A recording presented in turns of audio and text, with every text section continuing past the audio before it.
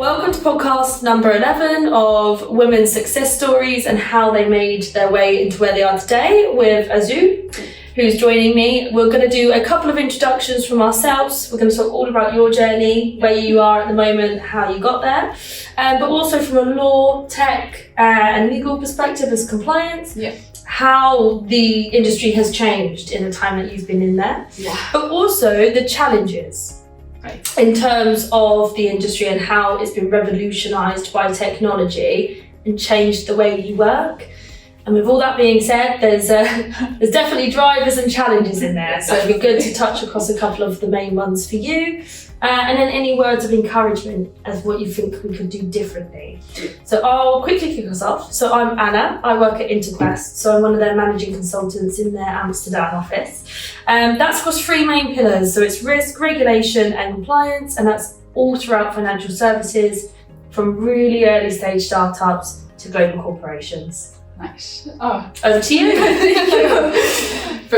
First off, thank you for having me. That was exciting invitation.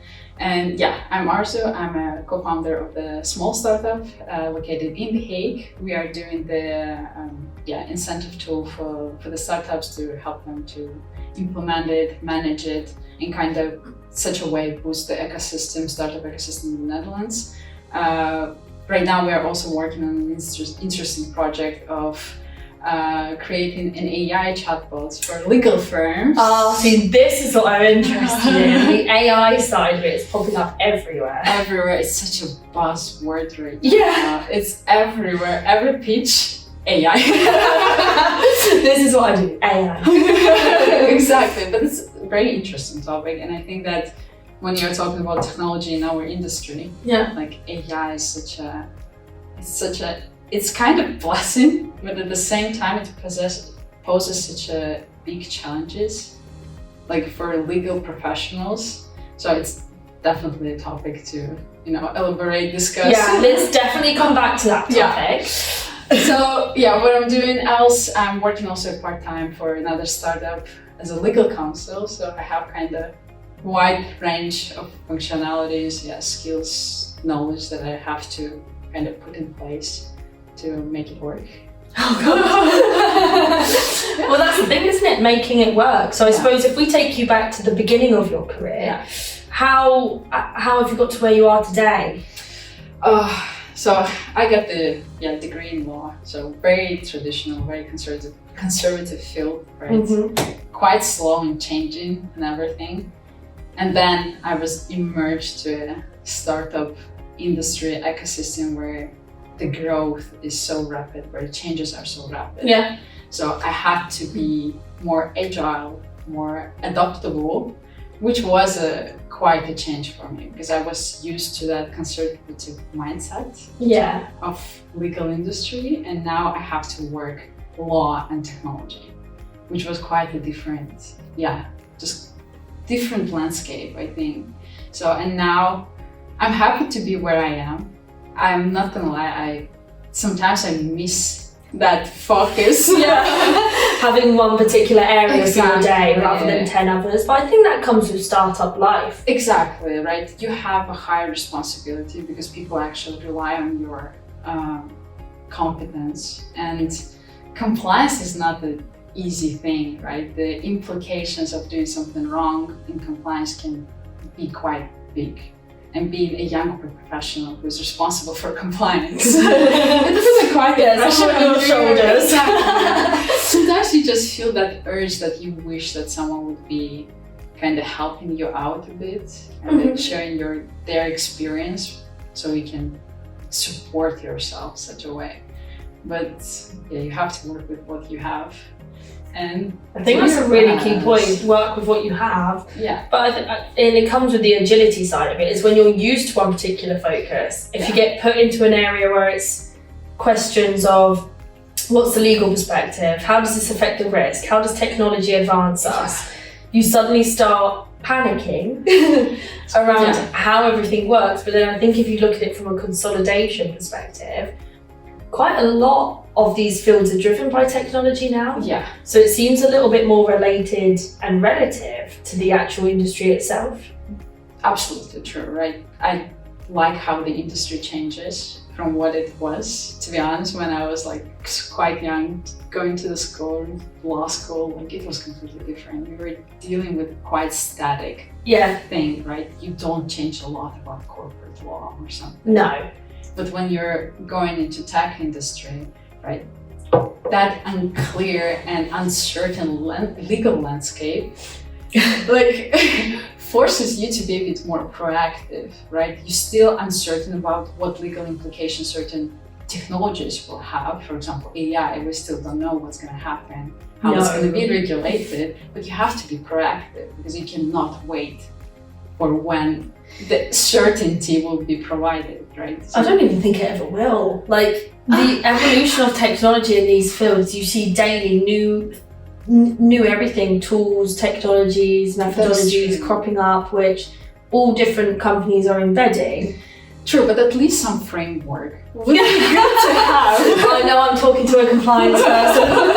Because right now, we are dealing with AI and we are trying to help the legal firms who are extremely conservative to implement the AI in their daily How are they adapting to it? To be honest, there are two groups of legal professionals, I would say. One of them, they want to be ahead. So they want to be pioneering, they want to be the first adopters. They have that mindset to risk it or to set the precedent for the rest. But there are some big legal firms, they like to quite conservative standpoint that they don't want to be the first. They're not going to deal with AI before they get the clarity on how they can use AI. So that is a bit challenging, right? Because AI imposes quite a lot of questions about privacy, about the data security. So I understand why they don't want to. Because we legal people, we deal with quite sensitive information about the company, about people, right? And you cannot just rely on some technology that appeared a year ago or so, and you just don't even understand the algorithm of how it works, what happens to data, where it travels, where it ends up. So I understand that, but I believe that there's a way to implement it in a more safer manner. And just you have to discover it. Yeah. But yeah, some legal firms don't want to spend time on it, right? They want to stick to their regular work, right? They want to build their 8 hours, 10 hours. Yeah, more than that usually for some of them, isn't it? And they are happy with that, right? Because that's their business model as well. And AI can change it quite drastically when you don't have to spend 8 hours drafting the contract, right? It can be 1 hour. I think it's about efficiency with some of it as well. But kind of coming back to the start of it, you mentioned obviously they are conservative. Yeah. Some legal companies don't want to use it and some legal companies want to jump at it.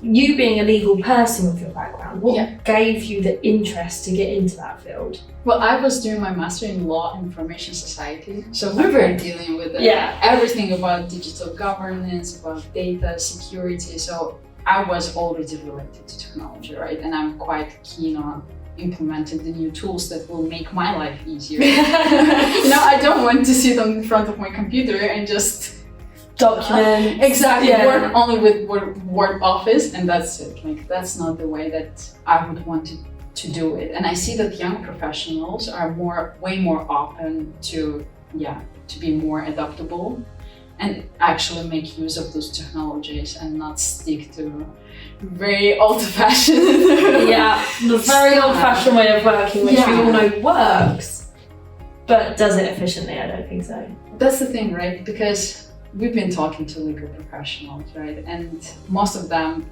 they don't see why they would want to do that because it impacts their billable hours. So see, this is where it makes sense. Exactly. I also feel like some people's fear is job loss. Of course, I think no more manual side to it, which I think is the thing that people are looking at. But from an AI perspective, I mean, I use ChatGPT, which probably touches the surface of what AI actually uses it for. So you mentioned about your new project coming out. Where did that come from? How's it? Well, first I started using AI, Okay. open AI model to just help me out with my work. And it's an amazing thing to be so efficient with being so unproductive. That's a really interesting way of putting it. Being not productive. Yeah, right? productive but efficient. Yeah. So I started using it immediately. Of course, I was cautious about the data that I input. I was trying to make my prompts as general as possible, to not touch on any sensitive data or commercially, important confidential data. So I started working way faster. It made my work so smooth. So I started with that quite fast. We started digging into how AI can help me as well, where I can use it else to make my life easier, basically. So that's how we kind of came up with that idea of like chatbots. How can I talk to my contract to see, right, if I get the contract that is 100 pages long, What does this actually mean? exactly Yeah. where I can find whatever, right? Of course, you can just search through the contract, but sometimes what, for example, AI does, it gives you semantic search, right? So it can not only search the keywords, but the meaning, kind of. So that was an idea that I'm like, oh my God, that if that was there, I would immediately get it. Yeah. So that's how it just the idea was generated, right? And then we started looking for right partners, because again, not every legal firm is open to trying new things. Do you find that the legal firms that you're approaching, Yeah. the ones that are kind of into it, Yeah. are more newer, fresher law firms, and the ones that are kind of heretically here are the ones that aren't too keen? So the ones that have been around for a really long time and not interested in changing the model, Yeah. and the newer ones are more receptive. What I would say, when we started approaching the legal firms, we started approaching actual legal professionals who are practicing law in that legal firm. And they were mostly senior people who are of certain age, right, of certain class. Yeah, of course. And they are not the people who are gonna talk excitedly about No. how they can use AI in their work. Definitely not those people, right? But for example, IT managers or IT officers of the legal firms and young legal professionals, they're more excited to do that. So even in quite big legal firms, there exist out there for quite some time, so they are not really new. But the team that is responsible for the project, that's something where we have to find the fit. So we were lucky to find a few who were like really champions in that. They were super happy, excited to try on, to kind of, because they believe that that will change the industry. They can see the added value. Exactly. And that the industry will change regardless, if you want to stay conservative or not. You've Right? got to move that way or you're going to lose your space in the market Exactly. as a non-negotiable. And I think for something like that, it is about added value. Yeah. What value can it add and what value can it bring? You can talk me till I'm blue in the face about your billable hours. Yes. But if you can minimise those billable hours, you can then look at how you can utilise it better elsewhere. So it's not Exactly. losing anything, just making it more. That's the thing, that's how we think. Yeah. And for me, You're looking at them thinking, what are you not getting? you're like, of course, you can just implement your time, your skills, your knowledge in something else. For example, customer talks, Yeah. right? AI will not talk to your customers. And to be honest, if I will draft something by AI, I will not 100% trust it, right? I will have to go to the legal professional to just double check it to make sure that it's compliant, right? But of course, the customers now can draft their own contracts within 2 hours. Yeah. If they come to me to check their contract, I cannot bill them 8 hours. Like if it took 2 hours to draft it, why would it take I will. 8 hours to check it, right? But then you could get more done on the flip side of that. You mean the AI? Well, the people will be able to kind of keep going. Ugh. It's a difficult one, really, when you kind of put it into perspective around timing and then how would they get that one back? Because I always think it's what's in it for me. If you see what I mean? And that's how people always think as well. Yeah. You know, what can I gain, lose, add to this? That's, for me, like it will shift the work more to personal work, right? You don't have to stick to your documents, but you can spend your time on more high volume, high value work. Exactly. And this is always the personal, cooperation, the conversation, communication. That is the key also for legal professionals, right? So again, you have to adapt, right? Spend your time to getting your customer, to know your customer better, to understand their needs. That's how I see it in the future, right? Because again, you will not be able to stick to the old-fashioned way, like the one that we used to.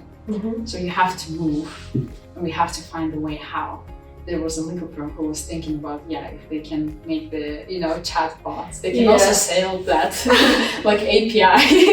This is what we can do as well. Companies, like there's so many ways, because legal firms still, they have that knowledge, they have that expertise, they have the knowledge base, right? It can be the documents, it can be the trainings, they can utilize it as well, and they can sell it basically, right? If they're really worried about their business models. So there's many ways, but you have to really investigate, you have to search for it.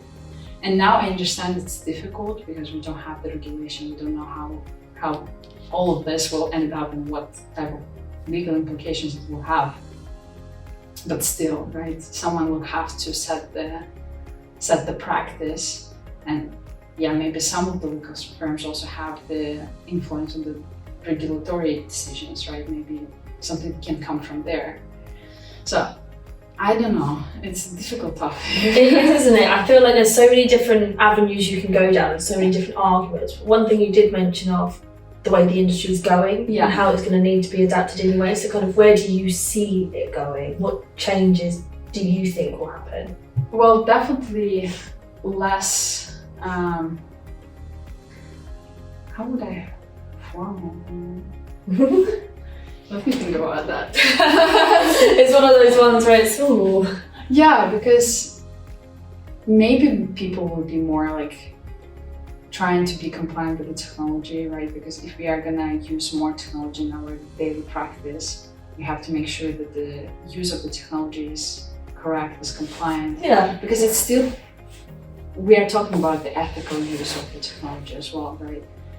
I know, AI, still we don't completely understand the algorithm, right? So it can be how fair the algorithm is, right? The legal people have to understand how the technology works to be able to use it, right? You cannot just add it and see if it works or not, because when it's legal or regulatory compliance, there's not much room for marginal error. Exactly. Because if you go over the regulatory compliance, you're fined. If you do something wrong or share something incorrect in legal, it's GDPR. Yeah. It's people's data, it's people's life, it's people's personal sensitive information. So I suppose it's a little bit more trickier to actually foresee the how and where it can change. Yeah. And particularly with regulatory pressures.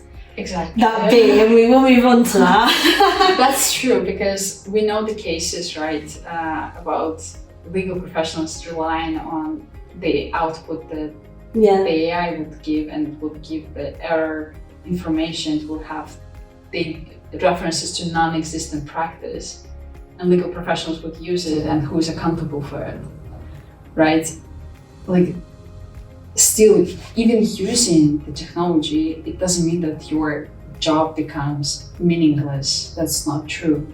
There's no such a tool that is super accurate, right? We know that the AI right now is really, it's prone to hallucinations, right? It gives you the answers that you want to receive.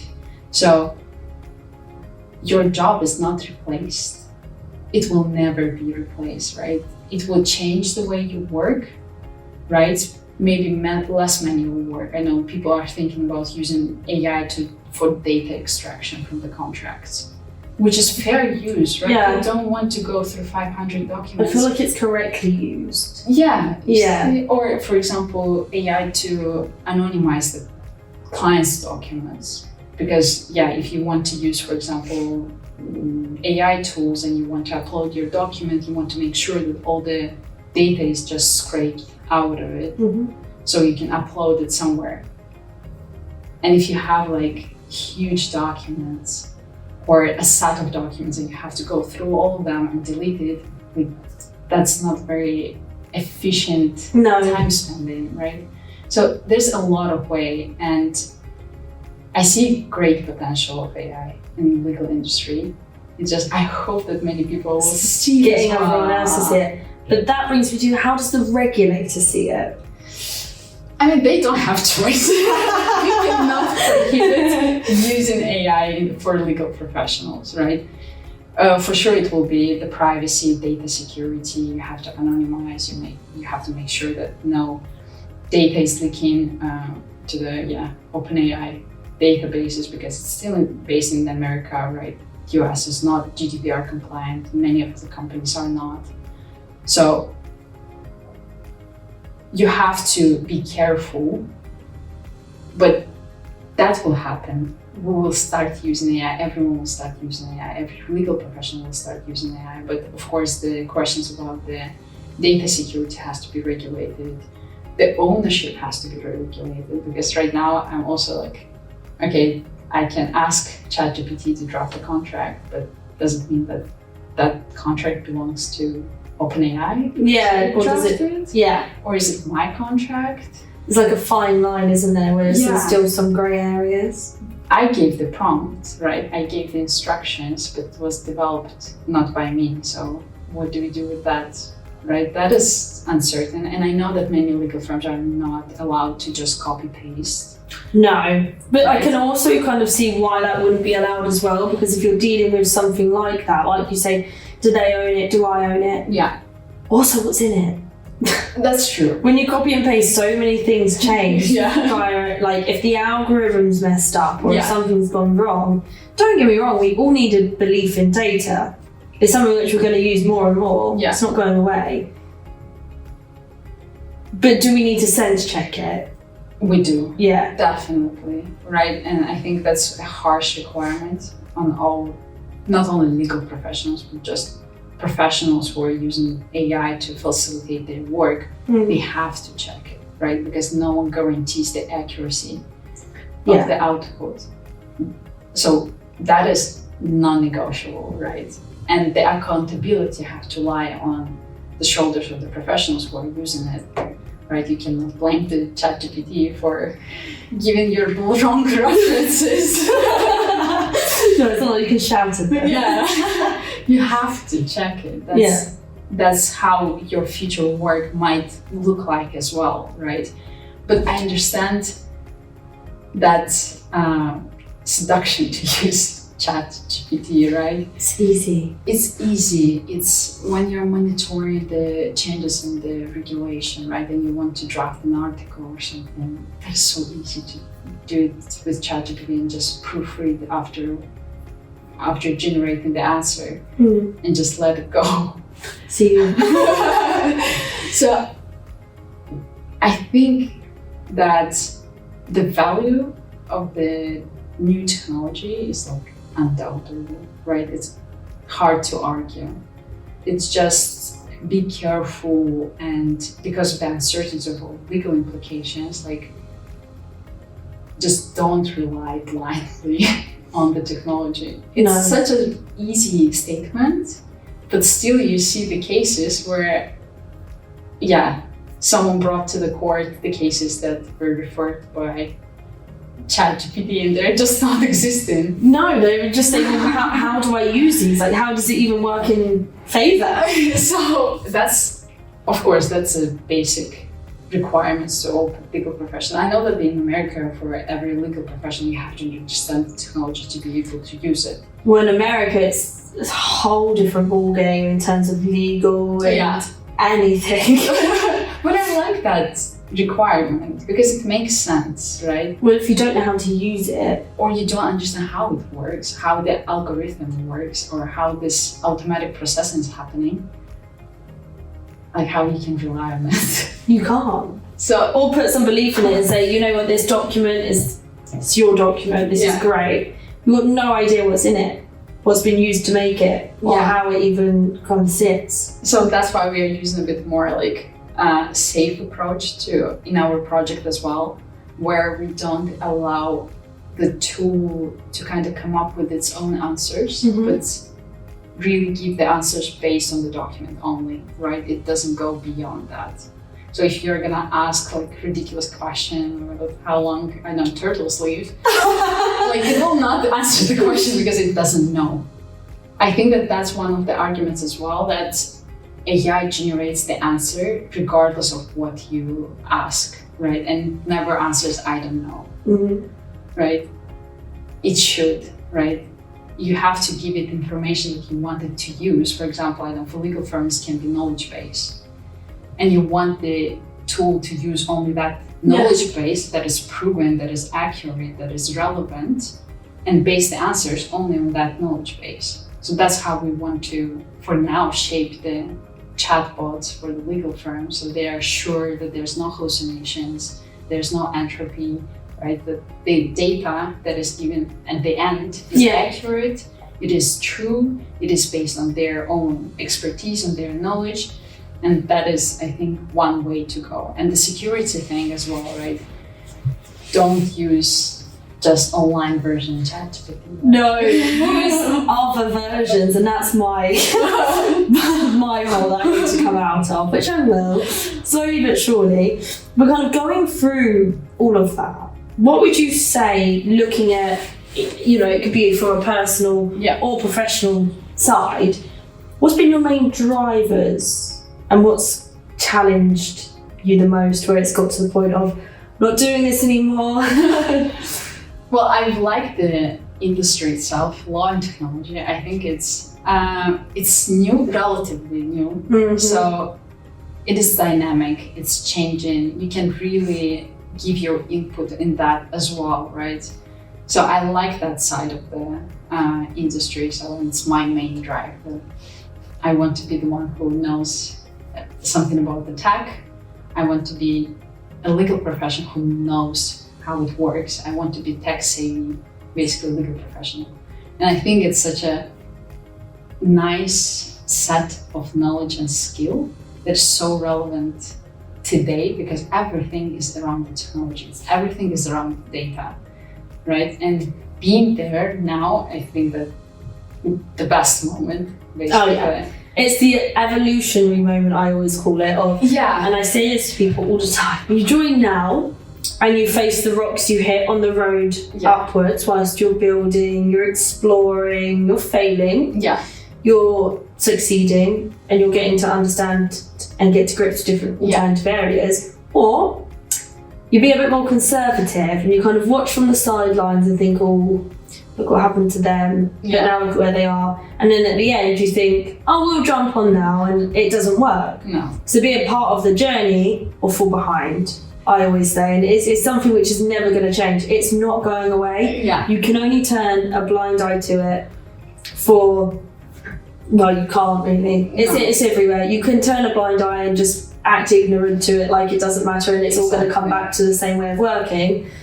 But all new people coming into industries, and all new people in graduates in this and that, it's scientifically known they're more technology oriented. Of course. Everything they do in their day-to-day life, iPhone, MacBook, laptop, you name it, earpods, everything they do is on use of a digital space. Of course. Whereas beforehand it was writing letters and going to meet people, and that still exists. But the use of technology just makes it a little bit more quicker and efficient and faster, which in a business corporation can only support in the growth. Of course, that's the thing, right? We have right now, everything is software, right? Every business uses like 20, 30 different softwares to kind of foster their business. Like, the technology is everywhere, like it penetrates every aspect of your life. So, and I want to be there at the front line. Running over. Champion. That's, I talked before this that I miss that focus, and sometimes I miss that conservative way of working. But I think that probably intrinsically I'm just pans to something different. Yeah, I think it's you miss that conservativeness when you're absolutely rushed off your feet. People want 10 different things and you're thinking, I just want to focus on one thing and then another. But in reality, from what you've said, if we was to put you somewhere like that, you don't want to. You would be the one waving the white flag saying, get me out of here. Exactly. Yeah, I mean, sometimes the challenges are just, of course, make you to think, contemplate your life decisions. Yeah. That is very morbid. It's the part of the journey. It is. That's how you grow. You got to know that's coming as well. Understand you roll with the punches. Exactly, and being the founder of the startup, being one responsible for the whole compliance aspect of the business, it's quite harsh, it's quite difficult because you have to think about everything, and it's software, for example, right? So you have to manage the issues with data privacy, you have to manage the cross-border services, right? It's so difficult. And of course, being a young professional, having such a burden on you, it might feel heavy. Yeah. But again, right, that's who are gonna change things, right? Who is not afraid or who's willing to take the responsibility and just push it. But yeah, the challenges are inevitable. But I think that having a good team, right, who is understanding you, because my tech guys, they're just developing, you know, they want to just do things. Yeah. And sometimes I'm like a stopping mechanism because I'm like, yes, let's sit down, let's think about it, how, for example, we'll manage the data protection, is it really safe, what we can do. We all know developers do not like talking. No. They want to be left alone to develop. And every time, you know, and they're taking compliance questions way more easy than I would do, of course, understandably. But like having someone in your team who's reflecting on your concerns, it's important. Because startups really sometimes they just negotiate on those things, right? You have to be really fast with startups. You can grow fast and then it's quite difficult to keep up with the compliance. If you're a team of 5 and then you're a team of 50, that is a sudden change, and that's how usually it happens, right? You raise funds, and then you just start hiring, developing every feature like super fast. And it's quite difficult, right, to catch up with everything. And there's a pressure, it is a challenge, but imagine being able to work under such conditions, like you'll feel like you are ready to conquer the world. Yeah, I think that's it though. It's the sense of achievement and accomplishment, which comes almost weekly, monthly, and some really down days. But then if you think about the amount you've been able to add, the amount you've been able to learn and what you've been able to accomplish in such a short space of time, it's far greater than what anyone would ever have in terms of accomplishment and milestones if you was in corporate. I was going to hope you'd say a big corporation. That's for sure. Because you, as you said earlier, you're confined. You're in your area, this is your area, and you stay there. Whereas with you and in startups, you scale at pace, you've got to build, you've got to grow, and that includes adding people. But this is also you being able to branch and have a more holistic approach of being in developers as compliance and legal and everything in between. Yeah, I mean, that's a good environment to grow. Yes. Especially for young people who are just freshly graduated. Joining startup is very rewarding in some sense that you don't have to really climb that career path. There's not a corporate ladder where it's like, okay, well they've moved here so you can move there, and God forbid they died so you can step into their shoes. And that's horrible, right? But in a startup, if you're willing to take the responsibility, if you're willing to do a bit more than everyone kind of expects from you, right? I'm a legal, but I can give my input in other aspects of the business. Like, it's highly appreciated. And people kind of see your efforts and they're super open to move you forward, right? So I think that in startup, for those people who are ambitious enough or hardworking, it is a way easier, it's more friendly environment to just, achieve the next step. Yeah. I think you can kind of carve out your own positioning in a business like that as well. For sure. Because rather than coming into one, you could say, okay, well, I would love to take on this, and you kind of shape your own career rather than follow a career path. Exactly. That's the thing, right? We saw people moving from the development to product management. And you would never usually see that. Exactly. Yeah. Well, or you will have to work really long time to be able to. Yeah, it wouldn't happen in a short space of time. It happens over a course of years. Years, exactly. So, but in startup, they see that you have that, Fire. or that instinct. You can always tell with people as well. You can just see the fire and drive in their eyes, and it excites other people in the room. Exactly. And then you can see the people who are a little bit more withheld and cautious and careful, and they hate the environment. They hate it. That's true, yeah. But again, right, it depends on the personality as well, what type of person you are.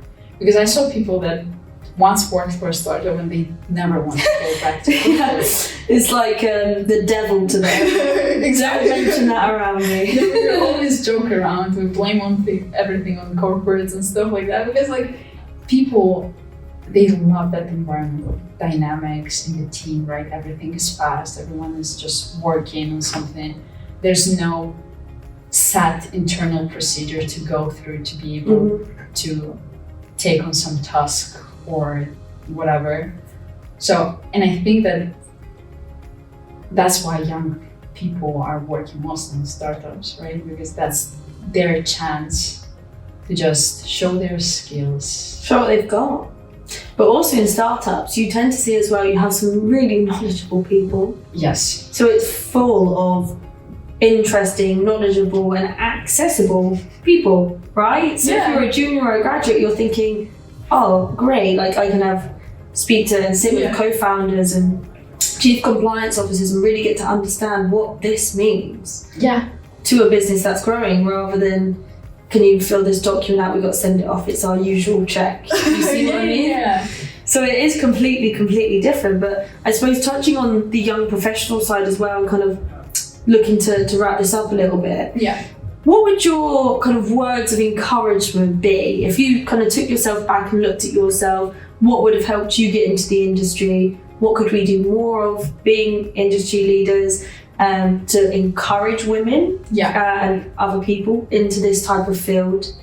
Well, firstly, I think that just trying, right? Not afraid to try. Yeah. Right? You don't have to go the classical standard way.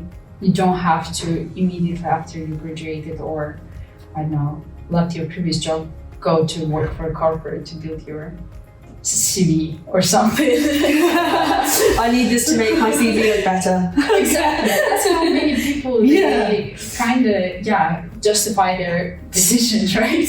That is literally the only justifiable thing I hear people say is, I've joined here because it's great to have on your CV, and you just think, well, did you enjoy it?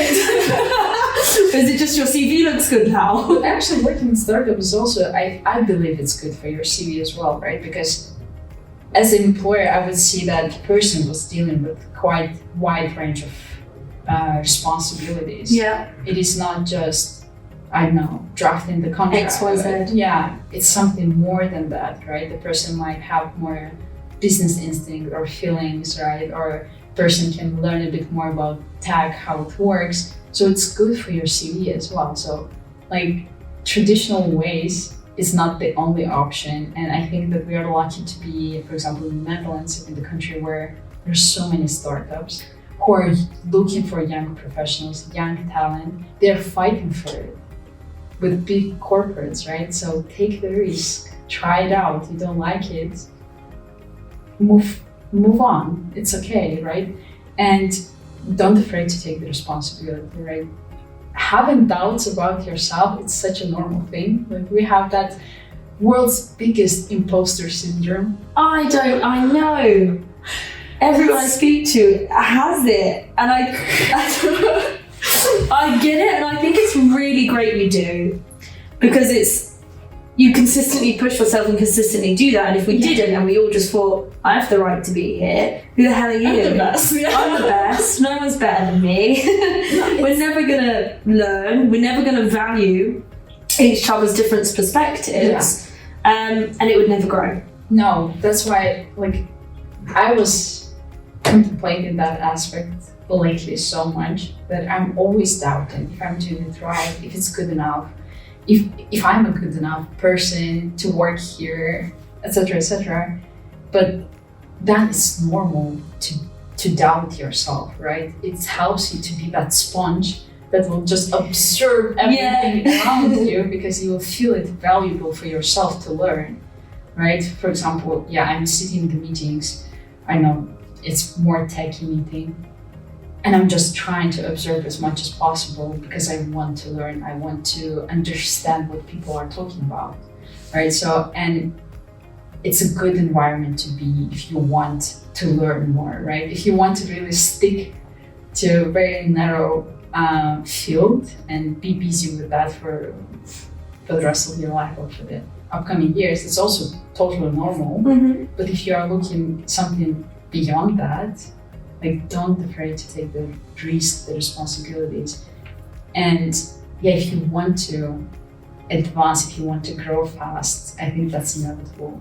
Yeah. You will have to take more responsibilities, you will have to work harder, you will have sleepless nights. But it's worth it, right? Yeah. Because one day you think that, okay, I built something, or I helped someone to build a product that people will use. It makes you very proud of saying, you know what, I created this, and look how it's helping people. Exactly. Rather than upgrading other people's features. I agree. It's the choice, right? If you're small in something big, or you're big in something small and you try to make it big. I like that. No, I really like that. Well, look, it's been amazing having you as part of the podcast. I feel like I could sit here for about 3 hours. Just keep going round and round. So how does this work? No, but it was really, really great to have you. It's really, really inspiring, kind of all the different locations you've lived in, which we've already talked about. How you got into the entrepreneurial side of life, how you found it, and almost importantly, where you see it going and how it can actually benefit other businesses as well. As well as, you know, encouraging people to get into that space as young professionals. It happens. You just got a bit of application, step outside your comfort zone a little bit, and it works. It's important. Just go there. Just go for it. Go for it. Don't be afraid. You always can change it. If you don't like it, change. Just be agile. Agility is the key takeaway. There you go. Oh, well, thank you. Thank you so much.